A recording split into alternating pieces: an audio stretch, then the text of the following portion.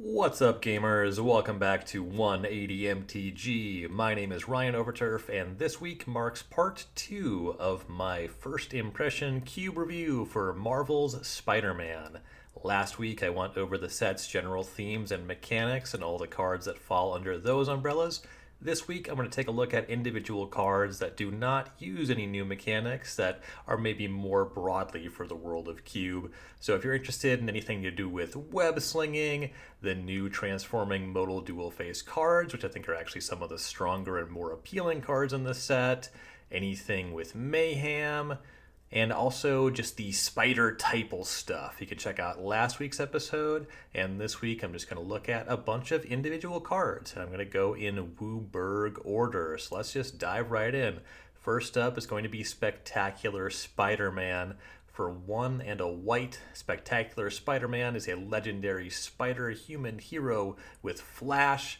For 1 mana, it gets flying until end of turn. Or for 1 mana, you can sacrifice Spectacular Spider-Man, and creatures you control gain hexproof and indestructible at the end of turn.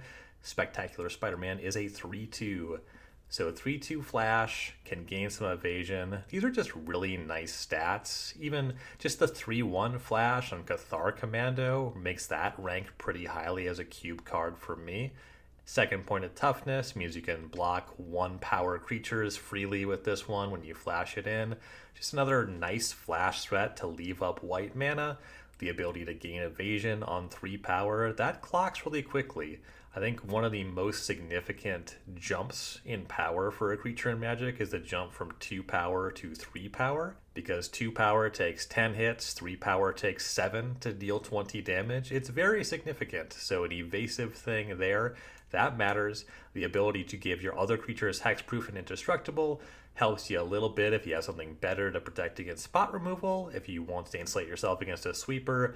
A lot going on with this card. Honestly, the only thing I don't like about it is that this card for some reason only comes in borderless treatments. There's no actual version of this card that just has a card frame, and that's weird for me. I don't like borderless cards, but all the same, this is a really nice rate. This card is quite strong, definitely something to check out for the white column in your cube, just a well-statted creature. It's a human, that matters, and certainly my Spooky Cube and some other cubes, just a lot of support for human type over the years. Spider and Hero, less important, but they do matter in this set. There's some stuff that you can do now, and I'm sure we're going to be getting more of those in future Marvel sets. Next up is Hide on the Ceiling. Hide on the Ceiling is an instant for 1 blue mana and X generic mana. Hide on the Ceiling exiles X target artifacts and or creatures. Return the exiled cards to the battlefield under their owner's control at the beginning of the next end step. So this card kind of does a lot of things. So importantly, you have this blink effect. It blinks until the end step, so it's not just a flicker. They don't come back right away. You can target your own things and your opponent's things. It's not that significant that it does artifacts, but that does matter. There are actually a pretty significant clip of artifacts with Enter's abilities these days, so that is something you could look at. It's not something I've really considered, but every little bit of upside, it does matter, it does count. So this is a card you can put in to support any kind of blink theme. You can blink multiple creatures, that's a big deal. And when it's time to come in for lethal, you can blink your opponent's blockers out of existence. All the while, this is something you can leave up, albeit for 2 mana. That's a bit steep for a protection spell, but you can protect a creature from spot removal. If you leave up multiple mana, you can protect multiple creatures from a sweeper. There's a lot going on with this card. I think that if you have, certainly a larger cube, if you have like a 540 card cube that has kind of a blink theme, which tends to fall into blue, Bant is often the home for kind of these blink themes. And then you have cards in other colors, like there's clearly black and red cards with Enter's abilities as well. Being mono blue means you can kind of branch into a bunch of different territories. Some of the strongest blink cards tend to fall into white, so it's nice to have a stronger option in a different color there. So this is just a really nice card for blink themes. It's nice that you can use it in more of an aggressive way, and it also has defensive applications. A lot going on with this card. I really like this if you have a slot that you want to use for a trick supporting a blink archetype. Hide on the Ceiling is a choice option for a slot like that. And that brings us to Hydro-Man Fluid Felon. I think this is actually one of, if not the most unique cards to come out of the Spider-Man set. This one is a lot to get your head around. It's something exploring pretty new space, and I think it's pretty cool. So Hydro-Man Fluid Felon, it's a 2-drop. It's blue-blue for a 2/2 legendary elemental villain. Whenever you cast a blue spell, if Hydro-Man is a creature, he gets +1/+1 until end of turn. And at the beginning of your end step, untap Hydro-Man. Until your next turn, he becomes a land and gains tap to add blue. So you have this blue creature. It's pip heavy, 2-drop that costs double blue. I have been on the record about not loving pip heavy cards, but you can support a couple of this kind of thing in a cube, and this effect is so unique that I think that if you are interested in the play patterns of this card, very worth that pip heavy cost. Turning into a land and also untapping on your opponent's turn, that does a couple things. One, it means that this creature is immune to sorcery speed removal, and many sweepers tend to be sorcery speed. Hydro-Man's not going to get caught by your opponent's Wrath of God, that matters. And also, untapping means you can just attack with your Hydro-Man, assuming that it's sized reasonably for the battlefield, and then just untaps on your opponent's turn, and then you have mana for your mana leak, for your counterspell, anything like that. That's pretty significant. You can't use Hydro-Man to ramp into a 4-mana Planeswalker, so you kind of have to be interested in creatures on the battlefield. He's still vulnerable to instant speed removal, but getting a little bit bigger for any blue spell that is also going to be creatures. It's not just instants and sorceries. This is different from a prowess threat. So if you're exploring the cube space where you have a blue aggressive deck, you have a lot of blue cheap creatures, and certainly if you're supplementing that with some counterspells, and maybe you're even doing something a bit more modest, you have your counterspells more in the space of canceled and mana leak, then Hydro-Man tapping for an additional blue mana and always untapping to do that, that's going to be a really good tool for the decks that you're trying to support. So I like Hydro-Man a lot. If you're doing anything in the space of blue aggro, maybe blue devotion, that double pip, that starts to become an upside. It rewards you for exploring blue devotion as a theme. I think this card is really cool. It's at a power level where, I don't know, I wouldn't put this in a tight vintage cube, but you can try it at a 540. If you are pushing blue aggro in vintage cube, then yeah, certainly it's something worth trying there. But yeah, this showed up in the Magic Online vintage cube. I'd certainly be willing to give it a try. And then at lower power levels than that, I think that there's a lot of reasons why you might explore this card. Definitely if you want to make blue more about creatures while still allowing blue to maintain kind of its classic permission identity, Hydro-Man is just awesome. This is a card I'm going to be really happy. Anytime I see this card, I don't know. This design is so much whoa, I didn't know that they could do that. And so it's always cool to see a card like this that kind of shows you there's this new space in Magic, there's this different space in Magic you haven't seen before, and it's just a really cool creative piece. It's one that gets me excited to think about what you can do with the card. So I like this one a lot.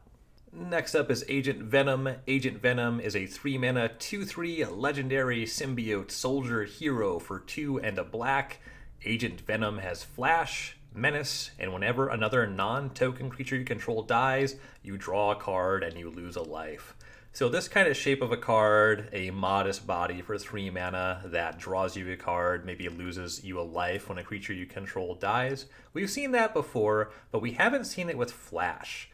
Anytime you are chump blocking or even just having one of your other creatures targeted by a removal spell, flashing in Agent Venom, paying a life to get a card back, that's going to be powerful. You're just getting your card's worth. You're getting a card back when that kind of thing happens. Having Flash means it's really easy to just leave up mana, flash this in on your opponent's end step. Maybe you're leaving up spot removal while you do that, or flashes it in as a surprise blocker. A 2/3 is real. There's plenty of 2/2s that see play and smaller creatures than that in Magic these days. All kinds of abilities that justify those kinds of bodies. Agent Venom is just a good rate. It's if you're not on board with this card, I don't know how to convince you. This is just a shape of a card that I'm already playing with. It has kind of weird types. Symbiote, Soldier Hero. There's historic support for Soldier. There's a little bit going on with Symbiote in this set. And there's a little bit of heroes, so not a lot to like with the creature types. In Spooky Cube, I generally am going to bias towards humans and human matter cards, even in my sacrifice theme for that cube, so I'm not really interested in Agent Venom there, but I know that a lot of other cube designers are interested in just more of the broad space of sacrifice decks, and this is going to stand out when it comes to 3-mana creatures to support sacrifice as a theme.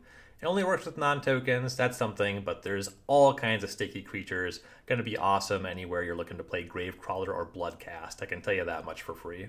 That brings us to Gwenum Remorseless. Gwenum Remorseless is a 4/4 legendary symbiote spider hero for 3 black with Death Touch and Lifelink. And whenever Gwenum attacks, until end of turn, you may look at the top card of your library anytime, and you may play cards from the top of your library. If you cast a spell this way, pay life equal to its mana value rather than pay its mana cost. So this is essentially the text box of Bolas's Citadel, a famously powerful vintage cube card and Tinker target just stapled onto a creature. And not just any creature, Gwenum costs 5 instead of 6 for Bolas's Citadel. It's also 2 black pips instead of 3, so just shave off a black pip there. And then you have a 4/4 with Death Touch and Lifelink. Lifelink matters, typically, if you put Bolas's Citadel on the battlefield, you win the game. The one thing that tends to stop that from happening, I guess it's 2. It's gated on life, and it's gated on you can't play additional lands. So Gwenum is also not going to let you play additional lands from the top of your decks. You can get choked on that. You can run out of steam that way. And you can run out of life, but Gwenum having lifelink, it supplements that in a big way.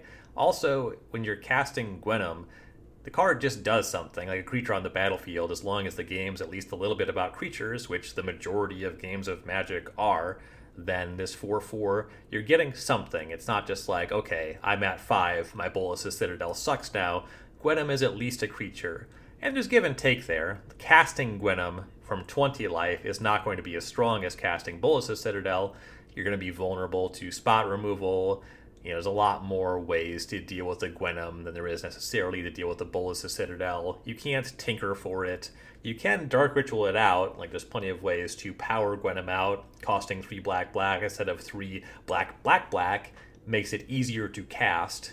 So it's not as powerful. I would say if you're going for a vintage cube, this is not a card that's going to make every Storm deck, but it is one that I would play in my Storm deck, certainly if I'm trying to get enough playables. If we're talking about a 540 card vintage cube, I expect that this is a card that's going to make my Storm deck more often than not, just because at some point you do play the cards that you get. I don't think it would be a super high pick in the same way that Bolas's Citadel and trying to find Tinker for it would be, but it's a standalone card. It can just go in my deck. Sometimes you don't play the Citadel if you don't get the Tinker. That's real. And then you can play Gwenum in more modest environments. You can lean on the fact that creature removal is going to be able to answer this card cleanly, that it doesn't have haste, so you have a turn to do it before the Gwenum player can start just casting everything that's off of the top of their deck. You can take advantage of a lower mana curve, so it's kind of harder to just win when you cast an effect like this. But in general, I think we're talking about a legacy cube. This is a very high power level card when it does its thing. The lifelink means that you have a little bit more wiggle room on that life department. So this card is really powerful. You're playing with fire putting this card in your cube, but there's a lot of higher power cubes that definitely are interested in this kind of thing. I think that 540 card legacy vintage cubes are the ideal home for this. You can try it in other environments, definitely if you have a lot of cheap interaction, but I wouldn't be surprised if it ends up being too powerful for cubes that don't fit those descriptions. And now for the Soul Stone.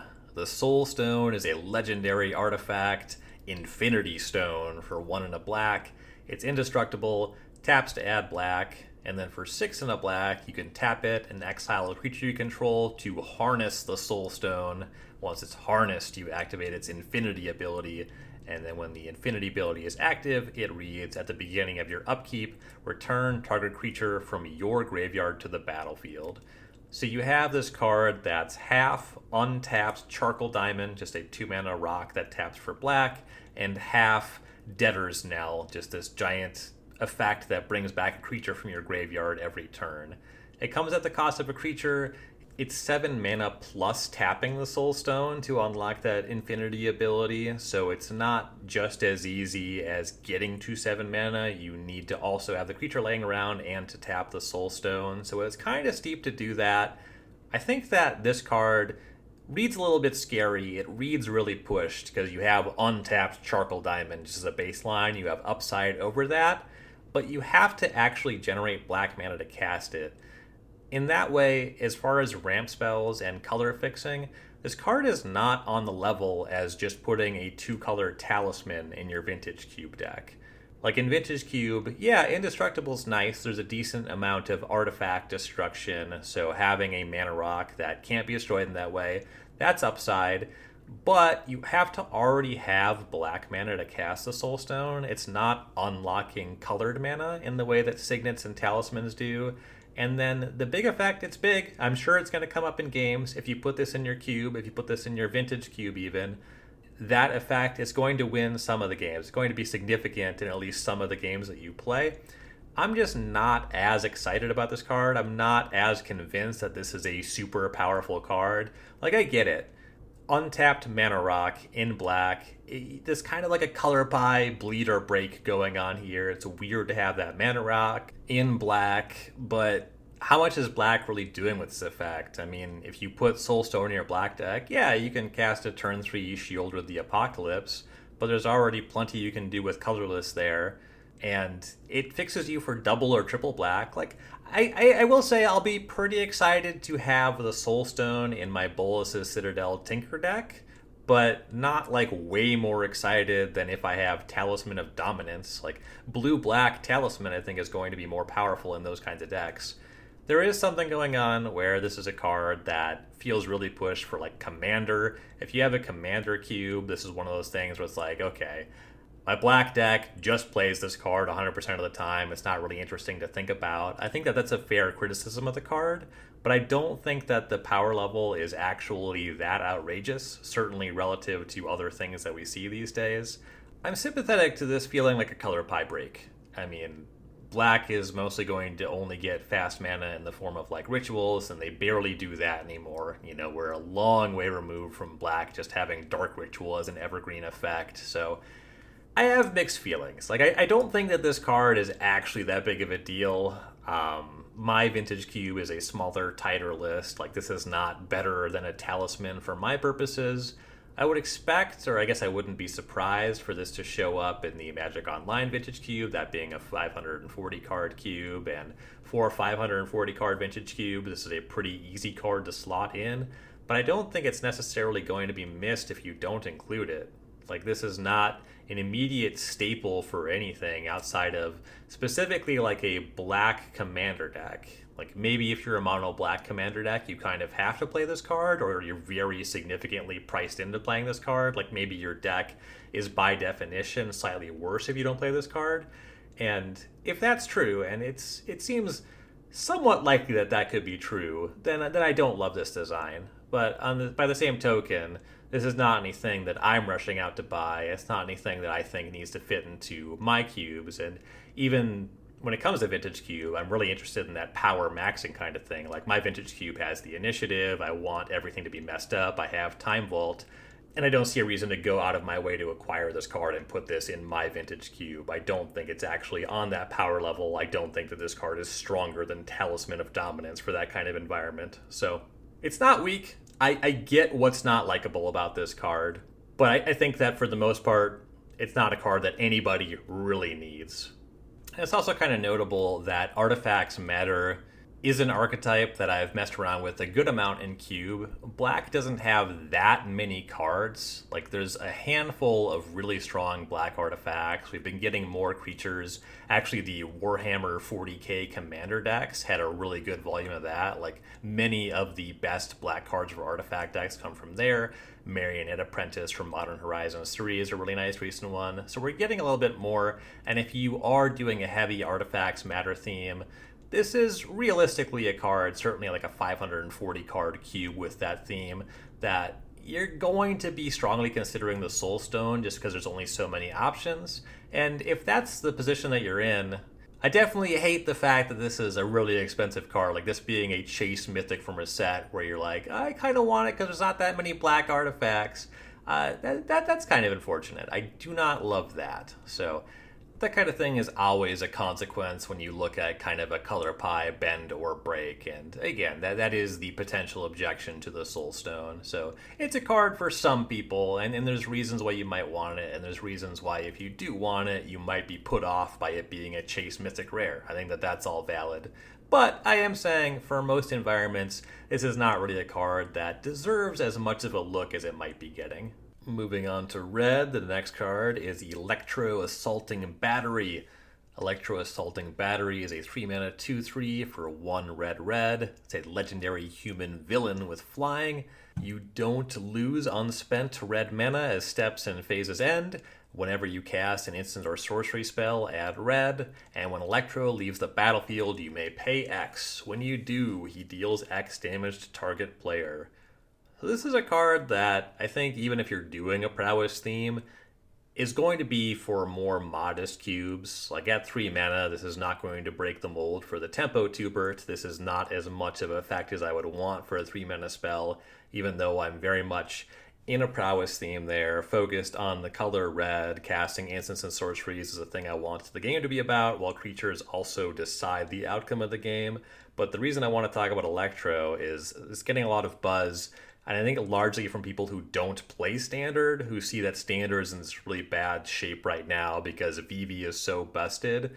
And I did an episode here on 180 MTG about the Izzet Cauldron deck and what makes that deck so strong. And if you listen to that episode, I think you already know what I'm going to say about Electro. Electro is not remotely at that power level. The hoops you have to jump through to actually make Electro good are so much more narrow and so much less powerful than the things that are really pushing VV over. So this is a card that I think is not going to have much of a time in the sun for Standard, and then is going to be even less appealing when it comes to Cube. A lot of significant differences between Electro and VV.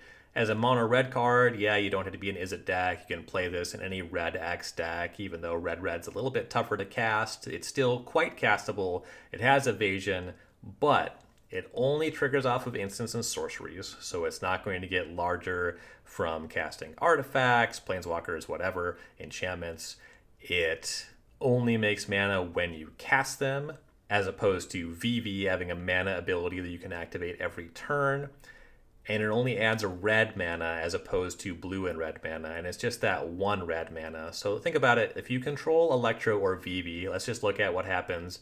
If you cast Mishra's Bauble, VV grows, Electro doesn't. So pretty clear example, advantage VV. If you cast Ponder, Electro makes you a red mana right away. VV gets a +1/+1 counter and then has the ability to add blue or red mana now every turn. So as soon as you control VV for 2 turns, VV is making twice as much mana. And also, when it comes to cards that replace themselves, when we're talking about chaining a bunch of instants and sorceries, there's a reason that I'm looking at Ponder or Preordain as examples. There's just much stronger and more consistent options in blue than there are in red. So Electro is going to generally find its home in blue-red decks, but that's less why I'm saying it, and more that I'm highlighting that Electro makes red mana every time. When you cast a blue cantrip with VV, you can immediately use VV's ability to cast another blue cantrip. When you cast a blue cantrip and you control Electro, you now have a red mana floating. You need additional blue mana from other sources. And there are red instants and sorceries. Like, if you are going to put this in a high power cube, like, yeah, Wheel of Fortune, go nuts. But all the same, I think that this card is much weaker than VV, which I think that that's kind of transparent. I think that VV is quite ruinous as a design. Like, it's a card that is on a crash course for a ban in Standard. It's a card that I think that if you've been playing with it in Cube, you understand just how high the ceiling on that card can be. And Electro is more, I think that Electro is worse than even Burgi, which is kind of a more one-to-one comparison there. Burgi is the god of storytelling. Yeah, Bergi, God of Storytelling, and even Bergi has a stronger mana ability. Bergi is whenever you cast a spell, you add red. So Bergi is not limited to instants and sorceries. That is still a card that you could see going in and out of any cube, even with Storm support. I like Bergi, but a primary reason that I like Bergi is the ability to cast it as Harnfell Horn of Bounty and get some extra cards out of it. Electro is just kind of a mana generator that is completely reliant on the strength of your other cards. It's also double red as opposed to Bergi being single red. It's just kind of weaker than things we already see, and Bergi has been out for several years. We know that Bergi is something that if you're really pushing Storm is a nice card to have, but it is kind of non-essential. Making red mana every time, it's just not as good as the ability to make blue mana. So Electro is a neat card. It's one that you can definitely put in your cube, but there's this hype around it, and maybe hype's the wrong word. I think that people are kind of groaning at Electro because they're like, we already have Vivi, now we have this thing.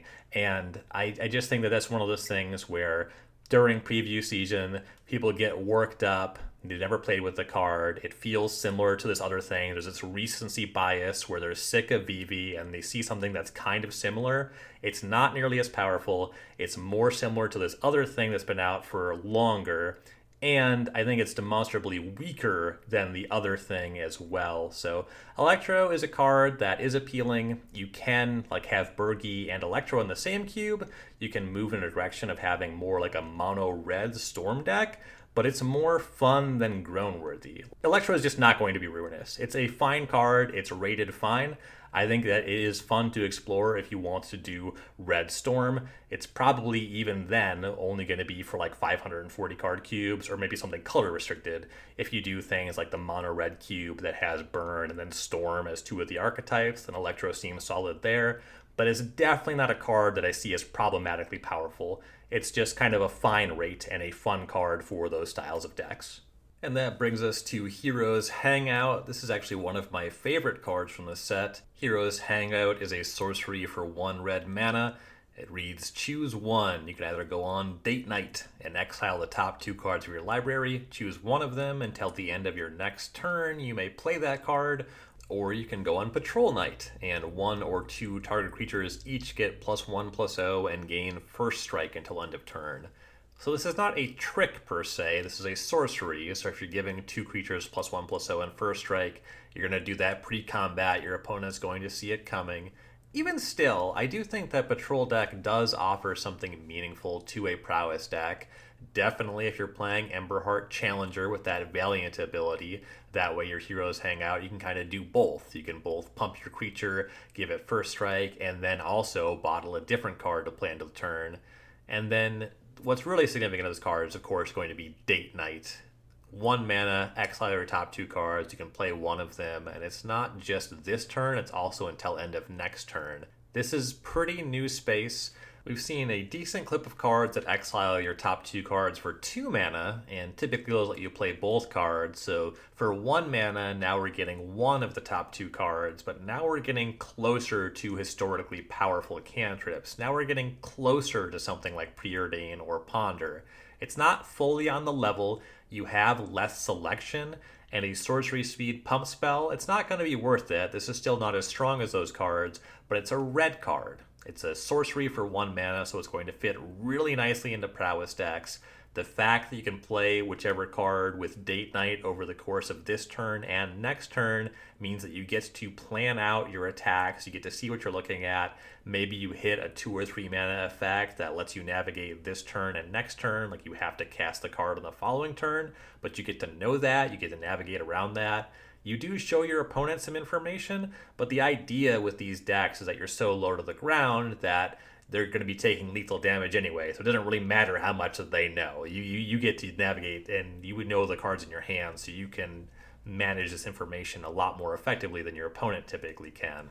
And I think that those 2 mana bottling effects, things like Ren's Resolve, a 2 mana sorcery where you exile your top 2 and you can play them in the same duration this turn or next turn, it's just a lot of mana to spend on that kind of effect. There's so many powerful 1 and 2 mana creatures now It's just the volume of playable cards has skewed way more towards creatures over any other card type over the last however many years. Like Magic has a lot more cards that you just play just because they so naturally progress the game towards its conclusion. So anything that's 1 mana instead of 2, even if you're used to more card advantage, I think that this card is going to be more powerful on average than Ren's Resolve. If you're fully in a combo space, if you're looking at stuff like modern Ruby Storm, then sure. It both matters that you're getting multiple cards. It matters then that you have a bigger effect that you can use cost reduction effects on. But just as a card in a random deck, definitely if you're exploring a prowess theme, if you want to attack with Soulscar Mage and Monastery Swiftspear, A, you're speaking my language. B, I think that this card is kind of a staple for decks like that. And I think you're going to use Patrol Knight more often than you might think. Like either you're setting up and you're casting Date Knight to continue your setup. Maybe you have to dig for removal spells. A lot of reasons you would cast that. That's pretty clear. But I think Patrol Knight, once you have 2 prowess creatures going, like the idea is not that you're just putting this in like a goblin deck, right? The idea is you're putting this card in a deck where you control a number of creatures that all natively are going to get +1/+1 whenever you cast a non-creature spell. This is going to go in prowess decks. So it's not just giving 2 creatures +1/+0 in first strike, it's giving 2 creatures +2/+1 in first strike. You can put it in cubes where that's not what you're doing, and it's still going to be a fine card.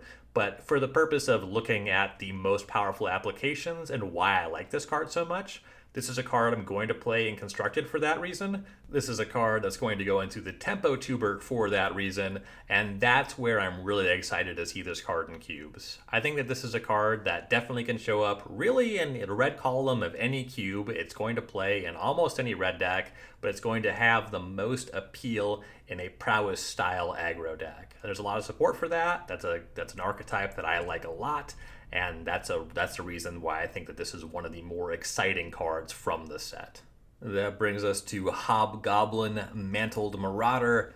Hobgoblin Mantled Marauder is a 2-mana 1/2 legendary goblin human villain for 1 and a red with flying and haste that also gets +2/+0 until end of turn whenever you discard a card. This is a card that's immediately going to go into Spooky Cube. That's an environment where I both have discard matters and human mattering as a creature type. The stats and abilities draw a pretty clear comparison to Slick Shot Show Off here. It's a card that I see mentioned a lot in conversations around Hobgoblin. The texture is pretty different. Slick Shot Show Off is going to benefit from your deck having just generic burn spells like Lightning Bolt, and also is going to give you reasons to go into blue to draw extra cards, which is also kind of true of Hobgoblin. But with Hobgoblin, you're looking to discard extra cards, so you're more interested in things like Faithless Looting and things like Frantic Search. If you just have a 1-mana discard outlet, something like a Putrid Imp that just freely can discard your whole hand, if you have a 7-card hand, your Hobgoblin can just hit for 15. Where you're really going to push this card is when you have a lot of looting and rummaging effects, like casting Frantic Search that gives you an extra discard, right? You draw 2 cards and discard 2 cards, and then you're down the spell that you cast, but it's still netting 1 additional discard. So if you have a 7-card hand, you start with Frantic Search, then now you're going to be fully discarding 8 cards instead of 7, so you're at 17 now. So every little bit like that gets you a little bit closer to easily making Hobgoblin lethal. But what's really important is that 2-mana 1/2 flying haste, that's just a good baseline. Like, this is just a creature that you can put in your deck. It's not totally embarrassing. If you never discard a card, yeah, it's kind of anemic. It's likely going to be on chump blocking duty at some time. But any cube that's going to feature this card, certainly in my Spooky Cube, is going to have a lot of support to make this a must kill, to make this a must block. With the proper support, I think it's going to be pretty common to see Hobgoblin attacking for 5. I mean, just with Faithless Looting, that enables Hobgoblin to attack for 5 twice. You cast Faithless Looting, you flashback Faithless Looting. Both times you're getting in a ton of damage. You're converting some damage from every loot and rummage, and this is just an increase in volume for the appealing creatures that do that. We just got Marauding Mako and Scrounging Stingray in Ether Drift, so there's a lot of cheap creatures now that are going to play really well in a deck with Hobgoblin that enable you to have just a really efficient and fast madness aggro deck. And that's space that I think is very fun. I love aggro decks. I love kind of the tension of discarding cards for value. Fans of like old blue-green madness or even Psychotog, there's something appealing in the play patterns of these decks, but then we've opened up red to really play in this space a lot more now than they were able to back in Odyssey block where all the red cards were terrible and discarded at random. I really like cards like this. I'm really excited to cube with this one. And that brings us into green for our next card, Sandman Shifting Scoundrel. Sandman Shifting Scoundrel is a 3-mana star for 1 green, a legendary sand elemental villain. Sandman's power and toughness are each equal to the number of lands you control. Sandman can't be blocked by creatures with power 2 or less, and for 3 green, you can return this card and target land card from your graveyard to the battlefield tapped. So I think that this design is just really cool. Like, it's a creature that scales as you play more lands, it has a recursive ability, it has some evasion, so you can't just chump block with tiny creatures to get out of it, so there's kind of inevitability. The power level isn't there for like a vintage cube when you start having 5 mana effects, and when you look at a lot of the recursive effects in the highest power environments. Sandman doesn't really rank with stuff like Titania, with like Crucible of Worlds effects for actually recurring the strongest lands. But it's a really cool card. I think that if you're doing that at a slightly lower power level, even if you're in like a legacy cube, I could definitely see Sandman hagging, and it won't be like offensive to have Sandman in a 540 card vintage cube. I just see the power level being a little bit below that. It's more of a cool card than anything, but if you are interested in cards like Life from the Loam, like this is both a Lands Matter card and a Graveyard Matters card. So it seems really at home for anyone that's cubing with Life from the Loam. I know that that card has a lot of fans. It's a really cool design. So Sandman just seems to fit really nicely almost anywhere where you would want a card like Life from the Loam. They don't really do the same things, like there's stuff going on with Life from the Loam and hand size and whatnot. But just as far as Lands Matter or Graveyard Matters, very similar space, and Sandman seems like a really cool threat for environments like that. This card is awesome. I don't really have it in any of my designs at this point in time, but I wanted to talk about it because I do think it stands out as one of the cooler cards from the set. And now for a couple gold cards, the first of which is Craven the Hunter. Craven the Hunter is a 3-mana 4/3 legendary human warrior villain for 1 black-green.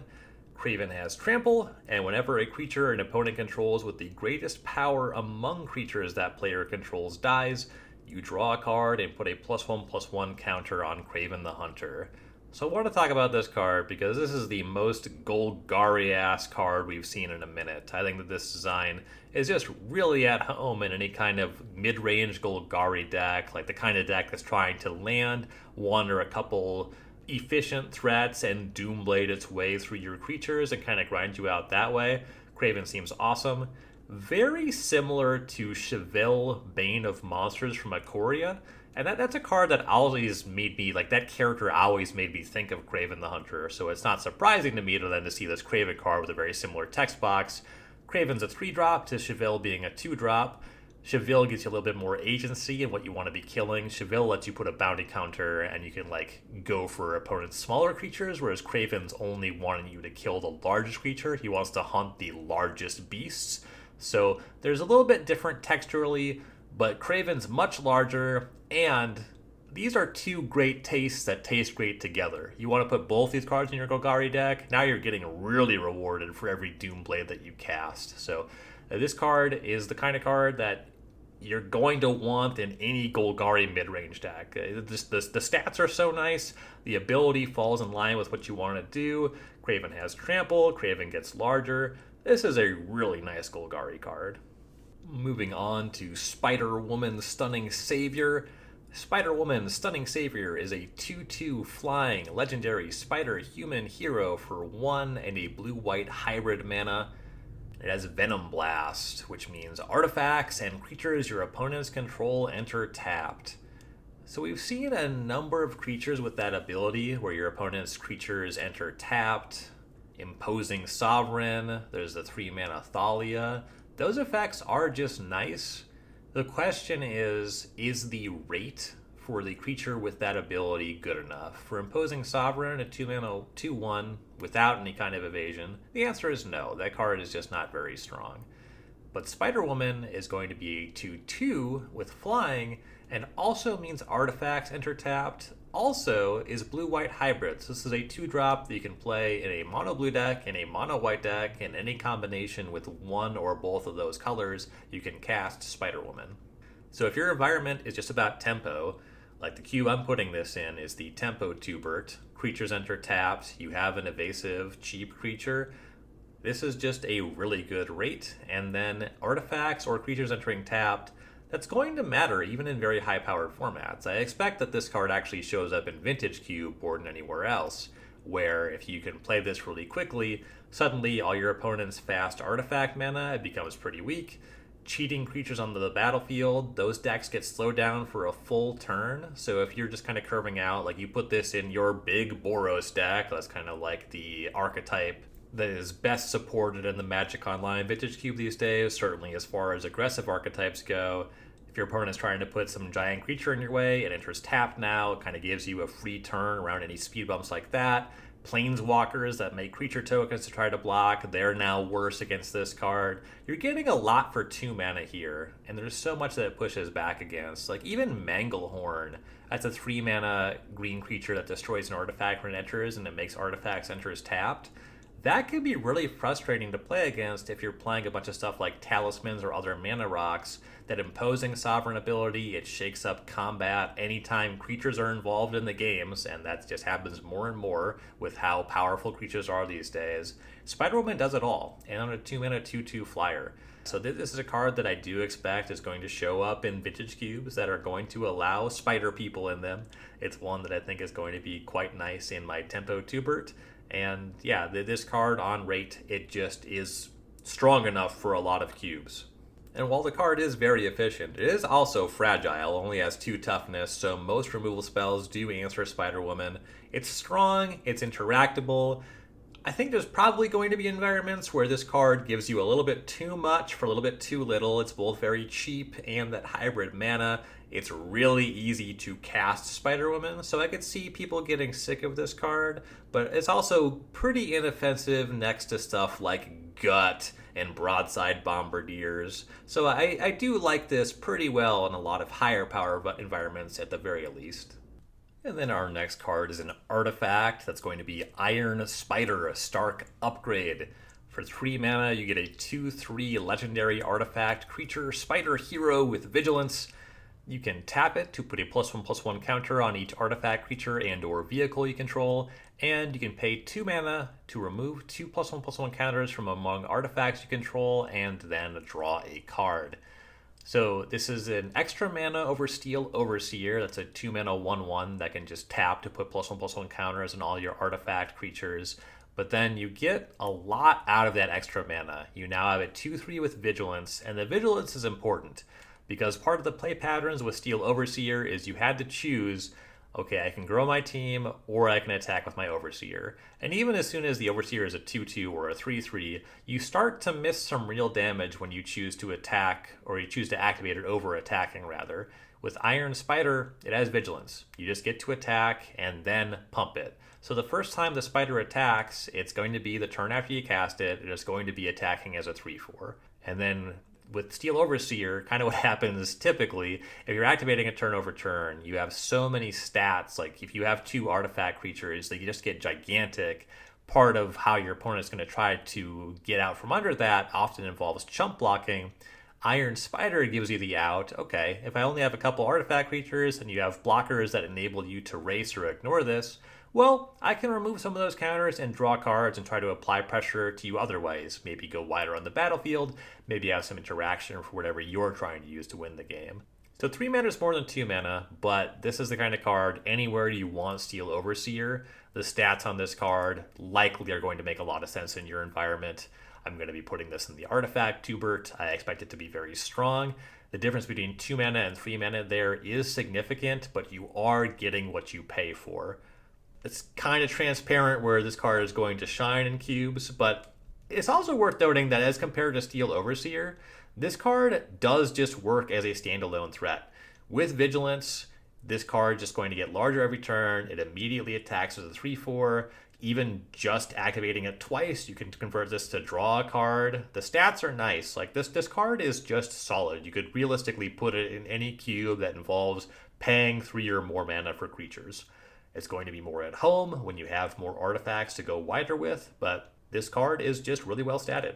And we only get more and more artifact creatures over time. Even if you aren't trying to explicitly support it, there are a lot of ways that maybe you just have random artifact creatures in your spread. A card that I cube with very commonly is Scrapheap Scrounger. It's a really good recursive threat. Anywhere I have a black aggro deck, I'm usually interested in Scrapheap Scrounger.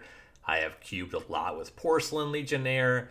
There's a bunch of odd artifact creatures that can show up, and even if you weren't looking at all at Steel Overseer, it's probably worth looking at your cube and looking at, okay, how many artifact creatures do I have? Maybe Iron Spider could fit really well into my environment and give aggro decks a new avenue to explore. Really cool card for that reason. And that brings us to the final card that I want to discuss from Marvel's Spider-Man, and that is Multiversal Passage. Multiversal Passage is a land that reads, as this land enters, choose a basic land type, then you may pay 2 life. If you don't, it enters tapped, and this land is the chosen type. So you just get this land. When you play it, it's going to become a plains, an island, a swamp, a mountain, or a forest. And it doesn't have the outrageous drawbacks that Thran Portal has. It just is very texturally similar to a shock land. It enters untapped for 2 life, or you can play it tapped and it fixes your mana. So there's a lot of lands and mana fixing lands that you can draw clear comparisons to, but just in terms of practical applications, any deck that is 2 or more colors is realistically interested in playing this card. If you are just a 2-color deck, this is going to be a little bit weaker than your on-color shock land, but once you're a 2-color deck, you can only really look at lands that do fall into your 2 colors, so you're more likely to have space to put this card in your deck. Once you're 3 or more colors, it's probably the case that you get a little bit more out of a City of Brass or a Mana Confluence, just because they can tap for different colors of mana from one turn to another. But with Multiversal Passage, you at least have the option of it entering tapped and it never costing you any life, assuming that you have some spells that you can cast that it's not messing up your curve by entering tapped. So there's give and take there, even though if you look at 2 colors, you of course would rather have a shock land, and there's a number of other 2-color lands that are going to be more appealing. But the thing about that is Multiversal Passage is a card that you can play no matter what your 2-color combination is. This is going to go in any deck, just like Prismatic Vista. And that's actually the comparison that I really want to highlight here.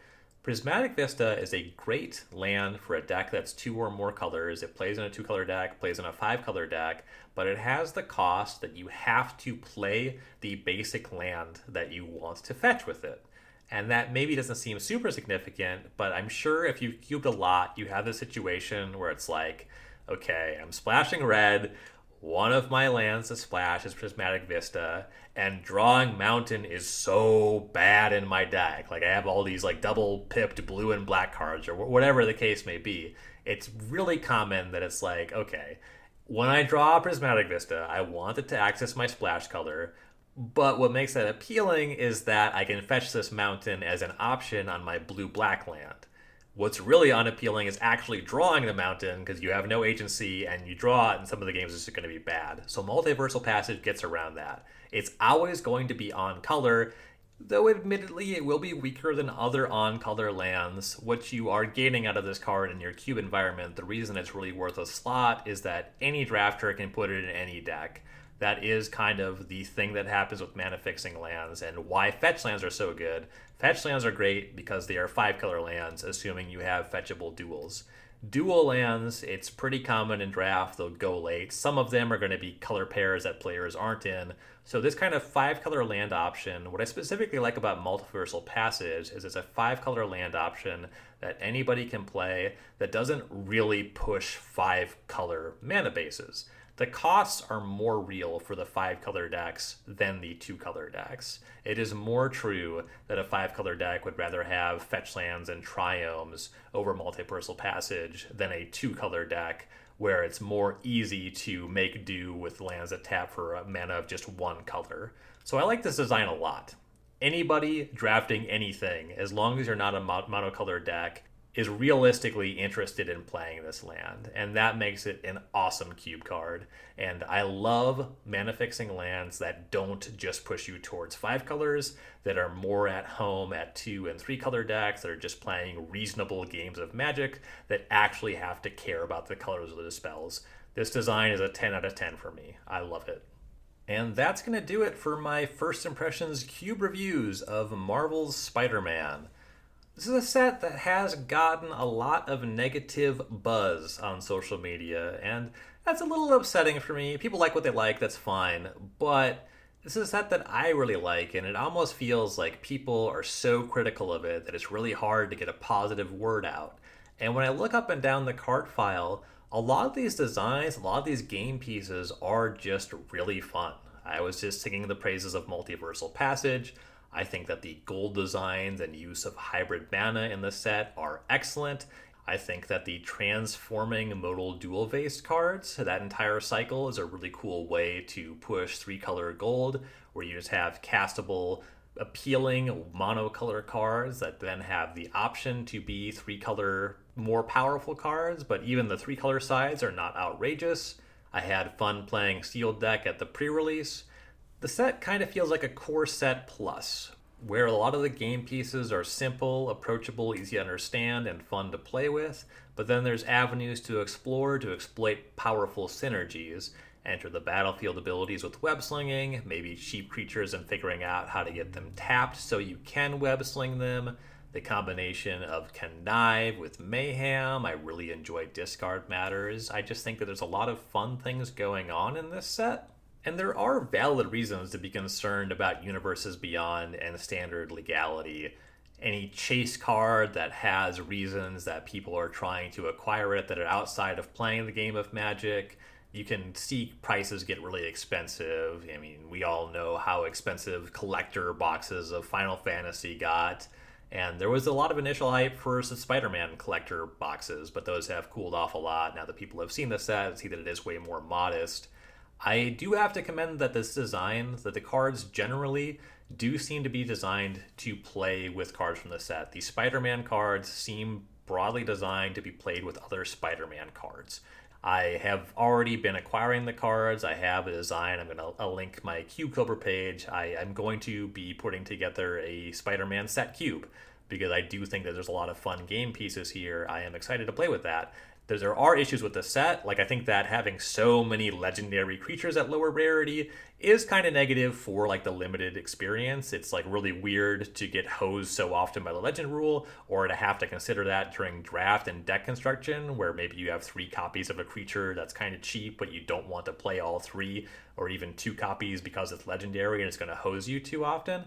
But that's really easy to fix in my own design. I'm just going to make my cube singleton. At least there's not going to be 2 copies of any legendary creatures, so I just get to enjoy the fun game pieces the way that I want to play them.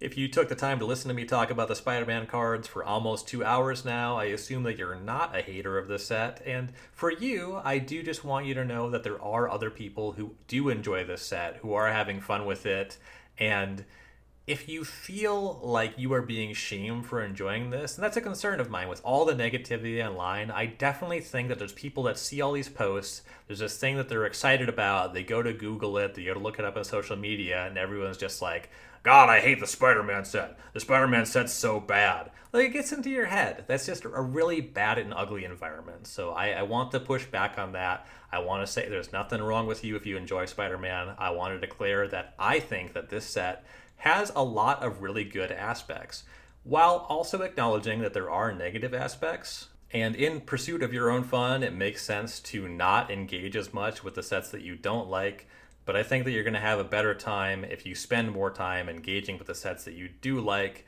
and spend less time engaging negatively with the things that you don't like. Life is really too short to focus so much on the shit that you hate. It's going to be there tomorrow, one way or the other. Find your community, find the things that you enjoy, engage with your people, engage with your things. Thank you so much for everyone who took the time to listen to me this week and every week here on the pod. We're coming up on October, which means next month I have decided that I'm only talking about Spooky Cube every week. So I'm going to forewarn everybody. If you are interested in me talking about one of my designs at great length, it's going to be a great month for you. If you're not, I'm not really sorry. I will be talking about the things that I like. Thank you again, everybody. Be well. Take care of yourselves. Take care of each other. I'll see you next week. I'll be back next week talking more Cube. Later, gamers.